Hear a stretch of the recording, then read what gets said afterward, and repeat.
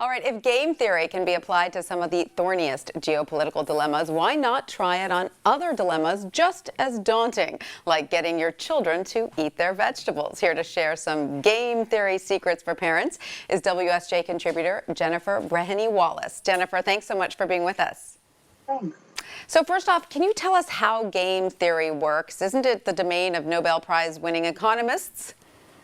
Right. Game theory is the science of strategic decision making. So it looks at how we make the best decision possible based on what we predict other people will do in that situation.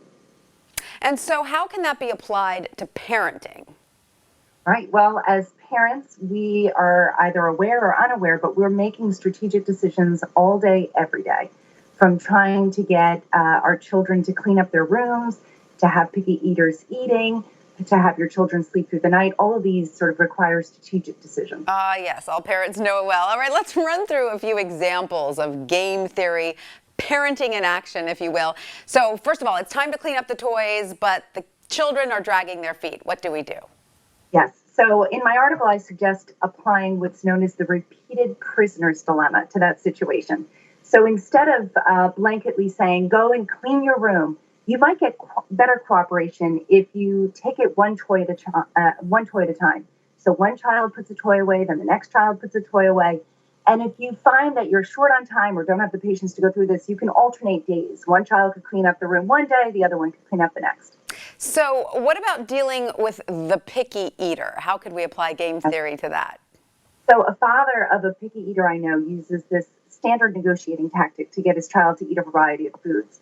If he puts one thing on the plate, he notices his child will reject it. But if he ups the asking price to 4, the child will generally eat 2 out of the 4 and feel like he won the negotiation because he only ate half the plate. Very tricky. I like that one. I'm going to try that tonight. Now, can we use game theory to help dole out credible punishments to keep our kids in line? Yeah, so a key lesson in game theory is to follow through on your threat commitments, like actually shutting off the television, even if it punishes you a little bit too. So one father I spoke with gave what I thought was excellent advice for issuing a credible threat. So instead of saying in the heat of the moment, that's it, no TV for a year, or I'm throwing out the TV, to make it a credible threat, maybe give yourself a little leeway and say something like, I'm thinking of a punishment.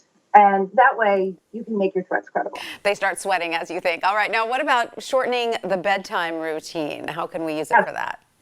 I use this at home. Some nights I just don't have time to read 3 books to 3 children. So I have them play rocks, paper, scissors, and the winner gets to choose the book. But the trick to the game is all 3 of them have to agree on the book.